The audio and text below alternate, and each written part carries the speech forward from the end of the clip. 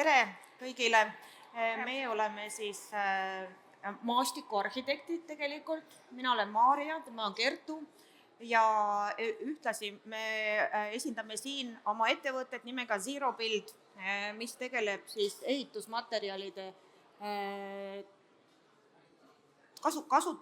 kasutatud ja ülejäänud ehitusmaterjalide ostu- ja müügi vahendusega. Oleme sellel alal nüüd tegelenud natuke rohkem kui 2 aastat ja meie platvorm on olnud üleval pisut alla aasta ja selle käigus oleme päris palju huvitavat õppinud just selle kohta, kuidas taaskasutus võiks toimida ja kuidas ta tegelikult ei toimi. Ja sellest me siis saaksimegi rääkida. Kõigepealt väiksest sissejuhatusest toome mõned näited huvitavatest ja inspireerivatest objektidest, kus on kasutatud uuesti materjale, ehitusmaterjale. Seejärel tutvustame ühte case study't, millega meil õnnestus koos töötada sellel kevadel ja lõpetame siis väikse sellise kokkuvõttega.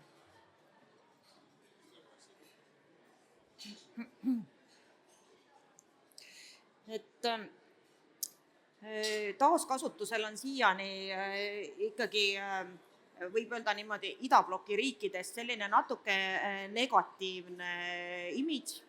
Inimesed, kellega me oleme rääkinud, et meil selline ettevõte on ja et me tegeleme kasutatud ehitusmaterjalidega, on paljud öelnud, et te tegelete prügiga. See on just see põhimõte, mida me tahaksime muuta, see mõttelaad, mis tegelikult juba Skandinaavia riikides ja Euroopas on muutumas. Ehitus, lammutatav hoone ei ole prügi. Lammutatavat hoonet tuleb käsitleda siiski materjalipangana, mitte prügina. Ja see on põhimõte, mille järgi siis selleks, et jõuda keskkonnasäästlikkusest samale tasemele Põhjamaadega, et sinna, see on selline suund, kuhu me võiksime kõik liikuda.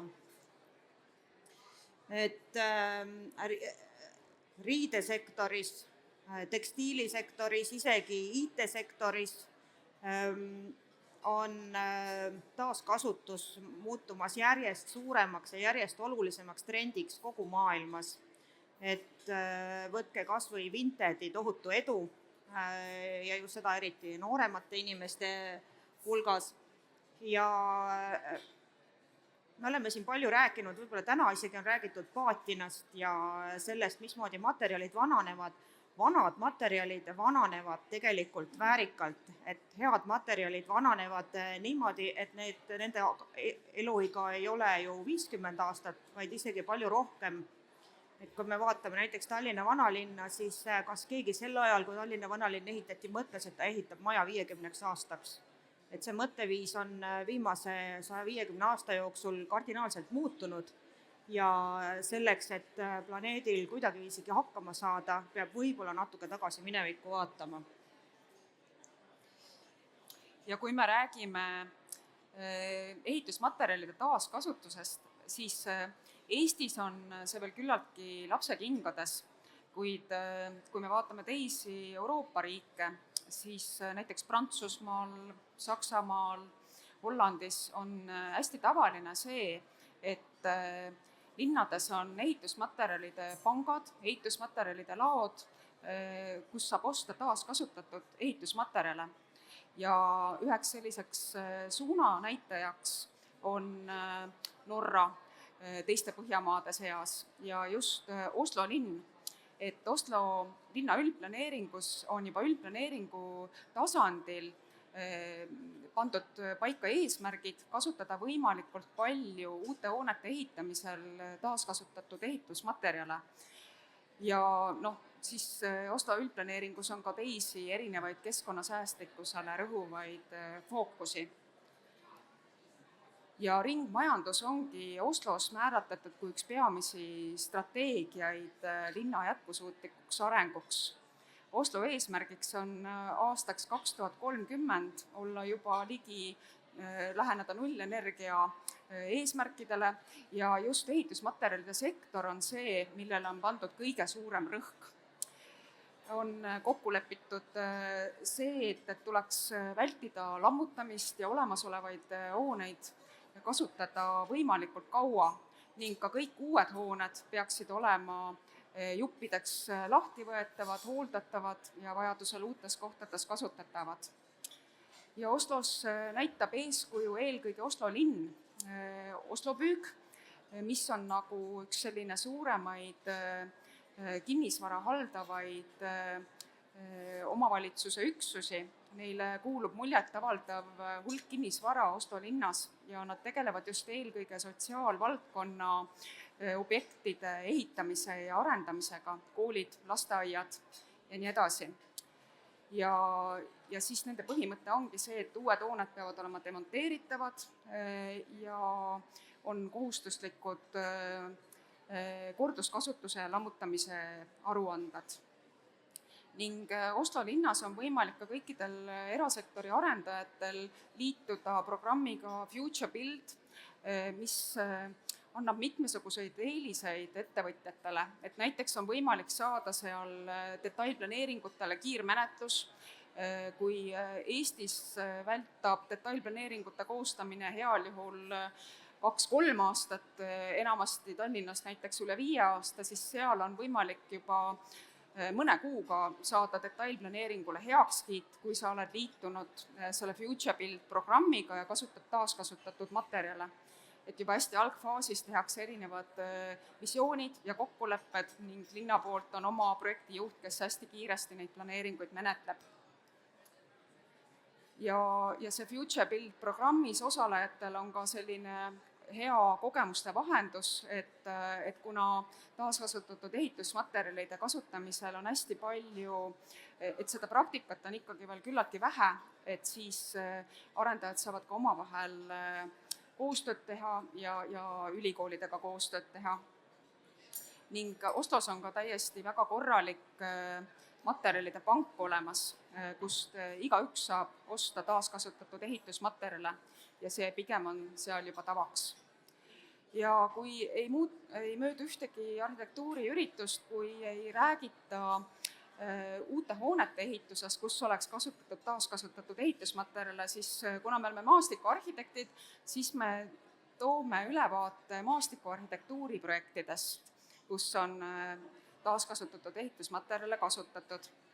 Et siin on üks Poogl maastikuarhitektide poolt toodud õueala projekt Kopenhaagenis, mis rajati 2023. aastal.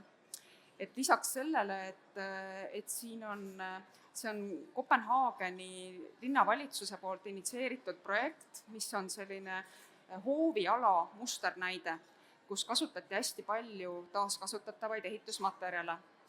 Et siin on sellised väga korralikud vihmaveesüsteemid, kus olemasolevat vihmavett kasutatakse kui võimalust ja kõikide nende vihmavee kraavide servad on ehitatud taaskasutatud betoonist. Samuti on kõik sillutised sellel hoovialal taaskasutatud kividest, munakividest, kiviplaatidest. Ja see põhimõte selle projekti juures oli see, et arhitekt tutvus kõigepealt materjalidega, mis on olemas ja tegi siis projekti nende materjalide järgi. Tavaline projekteerimispraktika on see, et on idee, siis sellest sünnib disain, siis hakatakse otsima, millised materjalid võiksid sobida, hakatakse tootjaid otsima. Et jälle täiesti teistsugune nii-öelda tagurpidine lähenemine, aga see lähenemine oli võimalik tänu sellele, et Kopenhaageni linnas on olemas selline materjaliladu. Ja neil on olemas päris hästi katalogiseeritud ja see oli selle võrra disainerile lihtsamaks tehtud. Siis üks huvitav näide, Ateena lennujaama rajatakse hästi suur rannapark. See on ligi 600 hektarit suur ja ka kreeklased on hakanud mõtlema seda, kuidas võimalikult väikese süsiniku jalajäljega oma projekte ellu viia. ning siin oli üks hästi oluline aspekt see, et sooviti taastada Kreeka ajaloolised pärandmaastikud. Siit objektilt korjati taimede seemneid ja ehitamise ajaks on siia püsti pandud väikene puukool, kus neid taimi paljundatakse. Ja siis samuti oli hästi oluline vaadata seda krunti kui materjalipanka, mida seal on võimalik taaskasutada, milliseid materjale on seal juba olemas. Siin oli, kuna see oli endine Ateena lennujaam, oli seal hästi palju taaskasutatavat betooni. See betoon purustati koha peal ja kvaliteetsemast betoonist, mis sisaldas kvartsiiti, sellest tehti väikevormid, poleeriti need välja ja hästi palju betooni kasutati ka pinnase tagasitäiteks ja sillutiste alusteks. Ja kõige suurem süsinikuheitme vähenemine toimuski sellega, et kasutati olemasolevat pinnast ja seda olemasolevat betooni.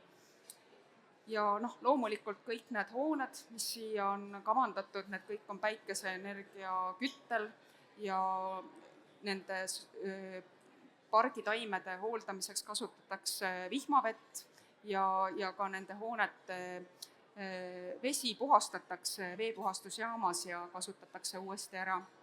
Ja selle projekti näite puhul nad on Sasaki Landscape Architects oli see autor, nad on arvutanud ka sellise süsiniku jalajälje metoodika välja, siin on see link ka toodud, et võrreldes, kui nad oleksid lähenenud traditsiooniliselt, suutsid nad süsinikuheidet vähendada 50%. Siis üks näide Iirimaalt Dublinist, kus ulatuslik pargiala rajati Dublini taaskasutatud ehitusmaterjalide laos seisnud materjalidest. Et siin on kasutatud ära ehitusmaterjalide lattu seisma jäänud puitu, kivimaterjali ja kõik see maastik kujundatagi sellest, mida oli võimalik kätte saada. Peale selle projekti elluviimist Dublini linnavalitsus ja ka Iirimaa riik üldse muutsid seadusandlust, et oleks võimalik taaskasutatud materjale maastikus just avalike objektide puhul kasutada. Ja see projekt sai ka mitmesuguseid disaini auhindu, mis võrreldes teiste palju suurema eelarvega rajatud parkidega on märkimisväärne. Nüüd üks näide siit samast Eestist, Koplist. Kopli vana rahvamaja sisehoov, selle sillutised ja ka kasvuhooned rajasid Spatialist Studio arhitektid ja kasutasid siin üksnes taaskasutatud materjale hoovialal. Ja see on selles mõttes hästi tore projekt, et nad said ka eelmine sügis New Bauhaus Europe arhitektuuripreemia selle eest, et hästi selline positiivne näide.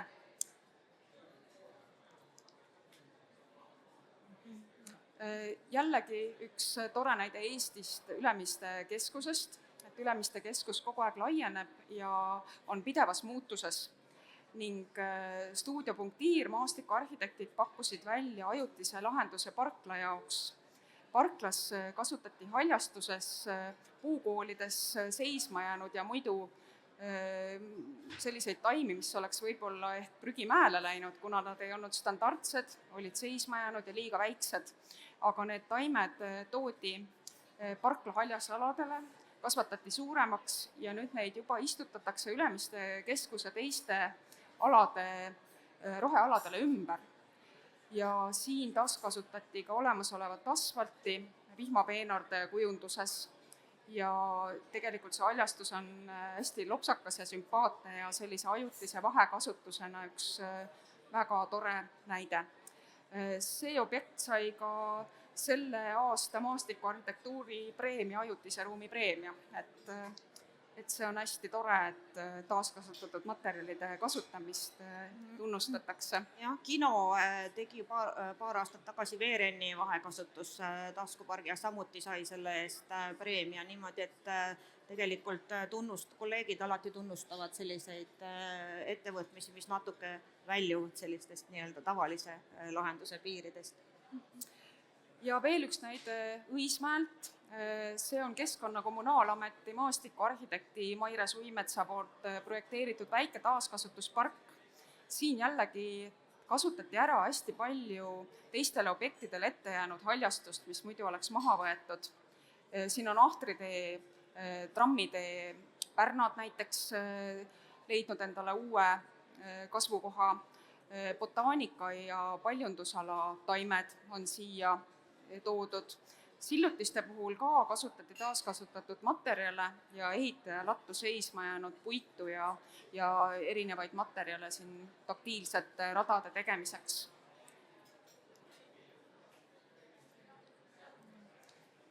Ja siin üks projekt, millega õnnestus töötada koos arhitektuuribüroo Molumbaga. See on siis Manufaktuuri kvartalis ja rajatud parkla katusele, et sellepärast ongi künkad, et üldse saaks midagi istutada parkla katusele. Ja selle inspiratsiooniks oli siis kohaliku tööstuskvartali ajalugu ja 19. sajandi Inglismaa tööstusarhitektuur ja selle aja moed. Et 19. sajandil samal ajal, kui ehitati see suur punane vabrikuhoone, mis seal kõrval oli väga moes kiviktaimlad ja selliste eksootiliste huvitavate taimede kasvatamine. Ja kiviktaimlate jaoks spetsiaalselt selline inglise tööstur nagu James Bulham leiutas spetsiaalse kivi, mis oli nagu betoonist selline kunstkivi, mida sai kiviktaimlates kasutada, mida nimetati bulhamiidiks. Ja sellest inspiratsiooni saaduna siis me tahtsime kasutada mitte bulhamiiti, vaid päris betooni ja kasutasime siis nagu kiviktaimlate kividena betoonijääke. Ja purustatud betooni siis ka vihmapeenarde multsina. Ja see on selline just nüüd hiljuti valminud projekt. Ja kui veel tulla arhitektuuri juurde, siis toome näite ka Taanis Kopenhaagenis maailma esimene taaskasutatud ehitusmaterjalidest ehitatud suures osas korterelamu Resource Rose, mis oli siis üks esimesi elamuprojekte, mis on ehitatud lammutatud hoonete materjalidest. Ja siin lahenduses kaardistatigi taaskasutuseks sobivad materjalid, mis olid juba koha peal ja kasutati erinevaid uuenduslikke võtteid. Näiteks on siin ühe foto peal ka toodud, et kuidas tegelikult saab olemasolevat telliskivi seina ära kasutada moodulitena ja viia need uude kohta. Ja lisaks fassaadidele olid siin hästi sümpaatsed katusel olevad kasvuhooned, varjualused, mida elanikud kasutavad nii taimede kasvatamiseks kui ka lihtsalt vaba aja veetmiseks ja kogukonna sündmuste pidamiseks. Et selline hästi positiivne näide. Ning ka üks näide maailma kõige esimene taaskasutatud materjalidest ehitatud lasteaed Swan Taanist, mille siis projekteeris Taani arhitektuuribüroo Lendager Architects, kus siis see oli tegelikult olemasolev koolihoone krunt, mis läks lammutamisele. Seal vaadati seda krunti kui materjalipanka, milliseid materjale saaks seal juba koha peal ära kasutada ja siis isegi lasteaia konstruktsioon, sisustus ja välialad on rajatud taaskasutatud või ehitusmaterjalide ülejääkidest. Kasutati vanu aknaid, seina- ja põrandamaterjale, mööbel- ja siseviimistlusmaterjalid olid taaskasutatud materjalidest. Et see on hästi tore näide, kuidas juba lastele õpetatakse varakult, kuidas loodusega kooskõlas kasvada. Ja lisaks saab ära kasutada ka hästi palju ehituses igasuguseid erinevaid tootmisjääke ja ehitusmaterjalide ülejääke. Et siin on üks rannikul paiknev suvemaja, mis on ehitatud ühe Taani põrandatootja, parketitootja jääkidest. Et siin on kõik see välisfassaad on rajatud ebatsuuga ja tamme parketijääkidest ja samuti siis siseviimistluses on hästi palju kasutatud sellesama põrandatootja materjali jääke. et see on hästi positiivne näide selle asemel, et neid kütteks kasutada, kasutada neid ära hoopis fassaadides. Meil on Termoriga ka olnud juttu, et tegelikult hästi palju väärtuslikku ehitusmaterjale läheb lihtsalt kütteks, mis ei ole nagu võimalik standardsena ära kasutada. Ja siin üks sisekujundusnäide, et meil oli juba väga hea näide Wise'i kontorist, kohalik näide, ja siin sellised stuudiod nagu Superuse kontori, samamoodi kui büroo sisekujundus, ja seal kasutati tõesti ära kõige sellisemad nii-öelda nagu tobedamad asjad, mida nagu tavaliselt ei taheta kasutada ja mis on sellised täiesti ebaglamuursed ja moest väljas, nagu näiteks tõstetud põrand, mille alla olid peidetud kommunikatsioonid, seda põrandat kuju muudeti ja tekitati sinna niisugused nišid taimedele ja sellised puhkenišid, et siis välja tuli tegelikult väga mitmekesine ja huvitav ruum. Ja samuti taaskasutati seal ära teatri lavakujunduselemente niimoodi, et kuna see maja oli ka ise ajalooline, siis need sellised robustsed taaskasutusmaterjalid lõid sellise väga huvitava kontrasti selles projektis. Ja nüüd räägime siis Eesti näitel. Meil oli väga huvitav võimalus. Sellel kevadel lammutati Tallinnas Heleni kool Koplis eesmärgiga ehitada siis sinna uus koolihoone ja tegemist on Tallinna objektiga ja meie saime sinna juurde niimoodi, et meile tuli kõne kolmapäeval, et saime täna võtmed kätte lammutajalt. Lammutaja, kellega me varem oleme ka koostööd teinud, et saime võtmed kätte, et tulge homme vaatama, mis siin kohapeal on ja teil on 2 nädalat aega, et kõik hoone osad inventariseerida, üles pildistada ja maha müüa, et siis läheb nagu kogu hoone lammutusse. Ja eks me natuke võib-olla ehmatasime, aga kohale me läksime, kohe esimesed pildid tehtud, kohe esimesed kuulutused üles, ja hakkasimegi siis selle protsessiga pihta, nii-öelda hüppasime pea eest tundmatusse vette ja saime, ütleme öelda nii, et raha me nagu väga palju ei saanud, aga väga hea huvitava kogemuse me sellest ikkagi saime, et siin on mõned näited, siis on näha, milline see kool enne välja nägi, et kooli koosnes mitmest osast, see osa, mis siin taga on, see oli siis selline ikkagi tüüpprojekt nõukogude ajast, mis oli renoveeritud kuskil 90-ndatel, aga koolil oli lisaks ka 2020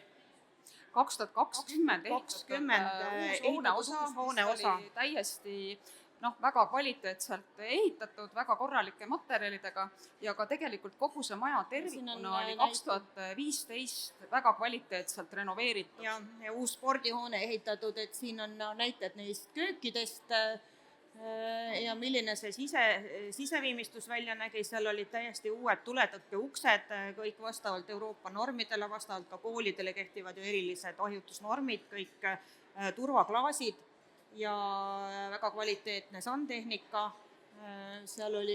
siin on mõned pildid õuealast, õueala oli kogu see mänguväljak siin ja siis lammutajal oligi see, et tal on üks variant viia kõik lihtsalt võtta nagu kopaga maha, viia prügimäele, õnneks see lammutaja ise on selline taaskasutuse fänn, ta ise kasutab enda kodus hästi palju asju üle, mis ta ei vii prügimäele, aga sellisel juhul oli see objekti mastaap niivõrd suur, et näiteks nende mänguväljaku elementidega me üldse ei jõudnud tegeleda, kuna siin tuleb välja see esimene probleem, montaaž on, mahamonteerimine on ajakulukas, ehitajatel on tähtajad, mahamonteerimine on ka kulukas ja see on kõik selline asi, et ehitaja ütles meile, et kõik kuulutused, mis me üles paneme, et inimesed peavad ise tulema ja võtma need asjad endale ära, ühesõnaga uksed maha monteerima, aknad maha monteerima. Ja siin on siis pilt, milline oli see konkursitöö ja eesmärk oli siis saada kaasaegsetele nõuetele vastav kool. Ja Siin on siis meil selline lammutusaegsed pildid, et see kõik toimus väga kiiresti, et mingisuguse osa juures oli see, et meil oli tõesti päevade küsimus, klient tuli, võtsid uksed, järgmine päev seda maja osa enam ei olnud, selle asemel oli auk. Siis mingisugustel hetkedel oli veel see, kuna kaevati hoovi kommunikatsiooni, me ei pääsenud enam sinna maja uksest sisse selleks, et sealt võtta ära neid uksi, aknad ja sandtehnikat, mingid asjad jäidki sinna sisse sellepärast. Ja siin on veel näide, et seal koolis suues osas oli ka bassein ja aurusaunad, et tegelikult oli täiesti kaasatud nõuetele vastav hoone, aga kuna projekt on projekt ja tähtajad on tähtajad, siis tegelikult ei olnud aega selleks, et kaaluda, aega selleks, et inventariseerida, aega selleks, et ka ilmselt projekteerijale ei olnud antud lähteülesannet selleks, et säästlikumalt toimetada. Siin on, okei. Ja siin on näited siis ustest, siis selle tegelikult me saime 1 nädala juurde, kuna ühel hoone osal oli natuke pikem lammutustähtaeg. Selle 3 nädala jooksul tegelikult me jõudsimegi Siiropildis maha müüa umbes 40 ust. Isegi rohkem, 200 ust läks. Umbes 50 akent ja siis sellised uksed olid väga kvaliteetsed, see roheline uks on praegu juba uues laines üleval, klubi uues laines ja siis olid ka põrandad, spordisaali sisustus, sandtehnikat ja mingid väiksemad asjad, siis need, palju asju jäid ka sinna koha peale, väga palju asju, sellepärast et lihtsalt ei olnud aega. Aga kõik need uksed olid sertifitseeritud tuletõkke uksed, need sertifikaadid kehtisid, et selles mõttes hästi paljud inimesed, kes renoveerisid enda maju ja kellel oli vaja just selliseid uksi, said endale kas või kuuri väga head uksed. Ja meil juhtus ka igasuguseid huvitavaid äpardusi seal, näiteks oli niimoodi, et me olime juba mingisugused uksed ja aknad ära märkinud, et me neid soovime, siis läksime järgmine päev tagasi ja öösel oli majas toimunud jõustruktuuride õppus, see tähendas seda, et olid osad uksed ja aknad olid puruks tulistatud, põrand oli ära lõhutud ja põrandal olid klaasikillud igal pool, et see olid sellised väiksed ootamatused. Ja samuti tuli meil terve selle aja tegelikult, mis oli kõige suurem takistus, oli see, et tegelikult ei ole lubatud ehitusplatsil niimoodi ringi trallitada ja asju ära viia, selles mõttes, et seal on Töökaitse Inspektsiooni nõuded, sul peavad olema kiivrid, sul peavad olema saapad ja see esimese asjana me läksimegi ehituspoodi, ostsime kiivrid ja vestid selleks, et need inimesed, kes sinna platsile tulid oma näiteks turvarampe maha monteerima, need saaksid siis turvaliselt seal platsil olla ja ennast legaalselt registreerida, sest et ehitusfirma esindaja ütles meile, et kui keegi kõrval kortermaja aknast näeb ja näiteks Töökaitse Inspektsioonile helistab, et siis on kohe väga suur skandaal ja trahvid. Et tegelikult selleks, et taaskasutus sellisel moel toimub, see ei saa toimuda nii-öelda sellise gerilja taaskasutuse moel, et selleks võiks ikka olla mingisugused legaalsed võimalused. Et sellisel juhul praegu me tegelesime lihtsalt mingisuguse väga metsiku projektiga, mis tegelikult ei mahtunud sellise ametliku lammutuse ja ehituse raamidesse. Siin on veel mõned näited neist ustest, akendest, mis olid korralikud metalluksed, metallturvauksed, täispuitaknad, korralikud paketid. Akendega oli kõige keerulisem see, et aknaid me ei saanud väga palju müüa, sellepärast et neid ei saa sealt tervet kätte. Et neid on hästi raske sealt maha monteerida. Et see Lustrum, see lammutusfirma, neil on nagu isegi rohkem kogemust sellise demonteerimisega ja nad on seda niivõrd palju teinud, aga tegelikkuses, kui uksed veel saab seinast kätte, siis akendega on päris keeruline neid tervelt kätte saada ja siis veel majast välja transportida ja auto peale panna ja turvaliselt ära transportida. Võimlaaknad läksid kasvuhooneks ja liftid läksidki prügimäele, sellepärast et liftifirmad ütlesid, et nad ei saa neid tagasi võtta. Nad soovisid ainult juhtpaneele. Jah, et liftid tegelikult, mis on aastal 2020 ehitatud uuena, täiesti korralikud ja töötavad ja noh, kõik siin viibivad arhitektid teavad ka, mis ühe korruse lifti ehitus maksab, et see lihtsalt läks kõik prügimäele. Siis spordisaali sisustuse viis ära üks väike Lõuna-Eesti kool endale ja siis tegelikult meil on siin fotod, mida me ei näita, mis on üks invaramp, mille sai endale, kuna see inimene ei soovi neid pilte näidata, et siis üks invaliid, kes sai oma eramule rambi, et ta saab ratastooliga õue minna ja siis veel hästi palju neid invakraanikausse asju oli seal, mis olid ka, mis tegelikult kulusid siis ära sellele inimesele. Ja siin on siis õuest mõned näited, osad asjad lihtsalt olid ka selle ehitaja tuttavad ja sõbrad, kes tulidki lihtsalt, kes nii palju sai, kui sai ära viia, kuna siis et tegelikult oleks neid võinud ka teistesse koolidesse viia ja teistest koolidest taaskasutada ja ka näiteks maakoolidel on väga suur puudus igasugusest inventarist ja seesama väikse maakooli inimene, kes meil käis, ütles, et selline remont nagu on seal selles osas, mis praegu ära lammutatakse, et nemad oma eelarvega ei suuda mitte kunagi endale sellist asja lubada. Ja siin on siis näide siis sellest, kuidas kliendid ise oma aknaid ära viivad ja kuidas ehitaja, ikkagi lammutaja tuli meile vastu sellega, et ta aitas natuke nagu mahatõstmisega ja transpordiga, sest need aknad olid väga rasked. Et siin samamoodi näide sellest, kuidas need aknad liikusid seal ja see samal ajal see lammutus käis, teisel pool kopad kaevasid niimoodi, et me pidime kogu aeg kõigile inimestele, kes sinna platsile tulevad, ütlema, et sellest piirist edasi ei lähe ja sealt, et kogu aeg pidi selline nagu kontrolli juures olema, sest kui kellelgi midagi juhtunud oleks seal platsi peal, siis oleks olnud meile see väga suur probleem. Ja siis on siis uute asjade rõõmsad omanikud, see roosa uks läks ka uuele lainele. Ja siis siin pilt sellest, kuidas siis pärast see kõik välja nägi ja siin on üks invarambi pilt ka. Ja spordisaali põranda sai ka uus laine endale ja sellega oli ka selle probleem, et nad juba broneerisid selle põranda ära, meil oli juba silt peal, et on põrand broneeritud ja ka siis järgmine päev läksime kohale, põrandas oli auk. Ja mõtlesime, uurisime, et kus see auk on ja siis tulemus oli see, et puid oli kaitstud selle põranda nende laudadega. Aga suure osa põrandast saadi ikka kätte, siis see põrand sõidab siin minema ja siin on see juba uues laines, praegu tehakse uut ruumi sinna üleval. Ja siis jäi ka üle väga suur kogus hästi korralikku soojustust.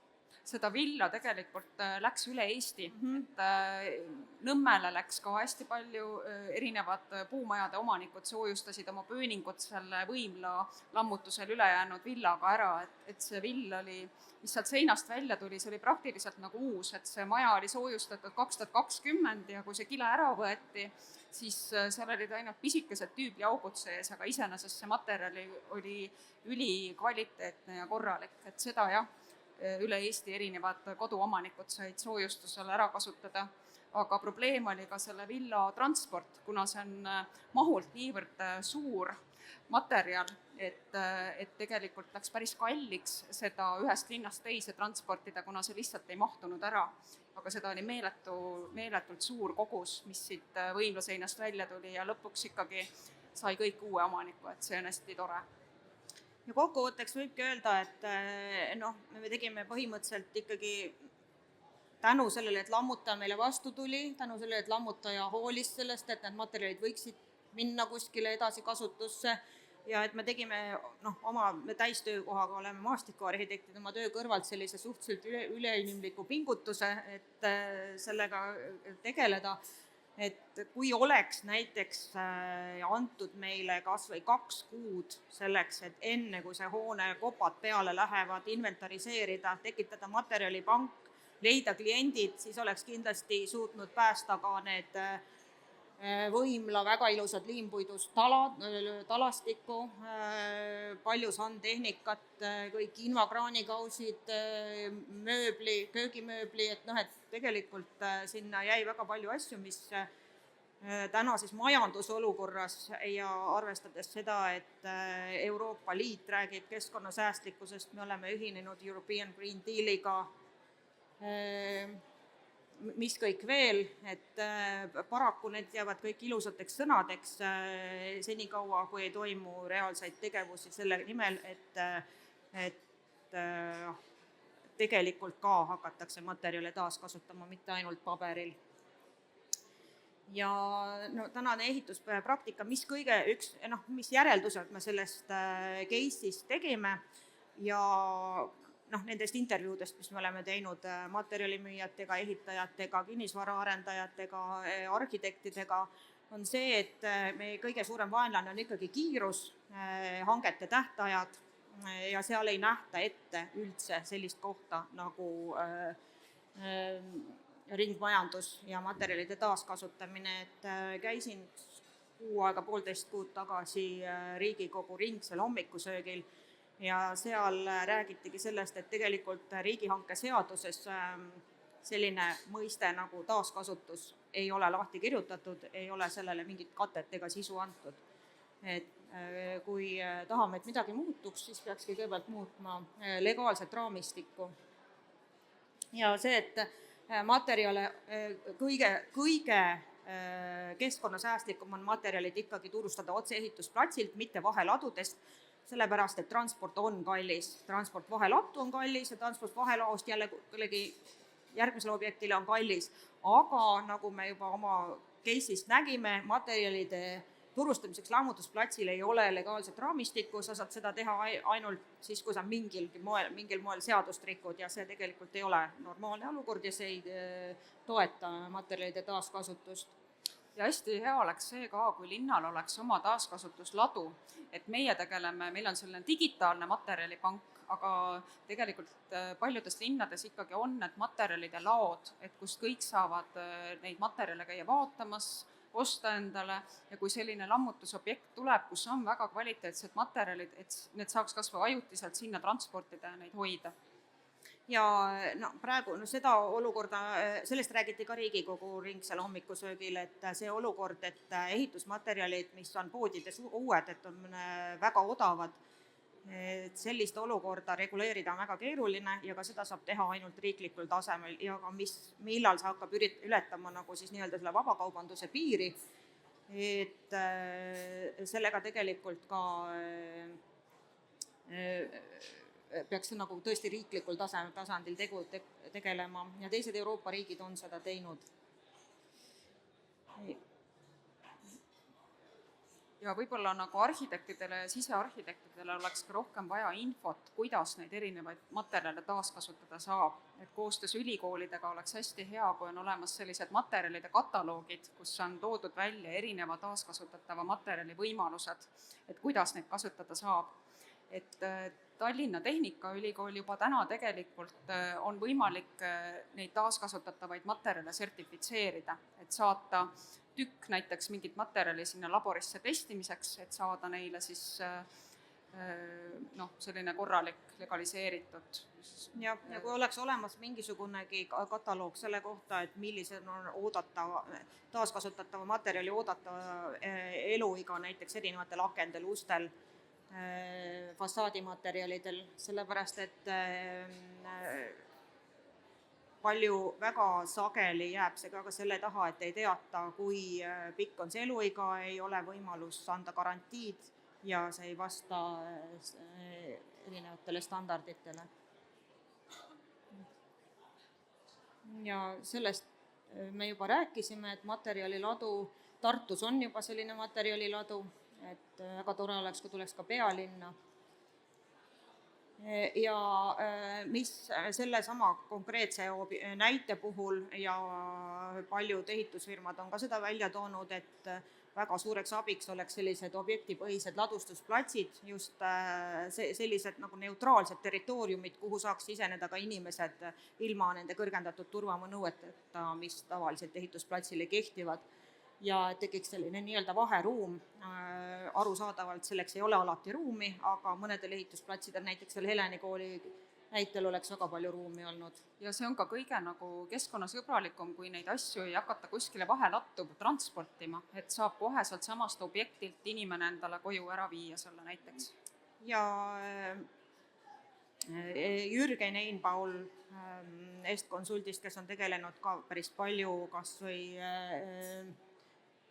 Krulli kvartali objektiga ja selliste objektidega, kus on taaskasutatud materjale, kus on just selle sertifitseerimisega, insenertehnilise poolega, tema ütleski, et suurim vaenlane on kiirus, et tuleks anda rohkem aega just projekteerimise faasis selleks, et need materjalid jõuaksid ka projektidesse ja et neid reaalselt oleks ka seda aega selleks, et neid sertifitseerida, selleks, et kontrollida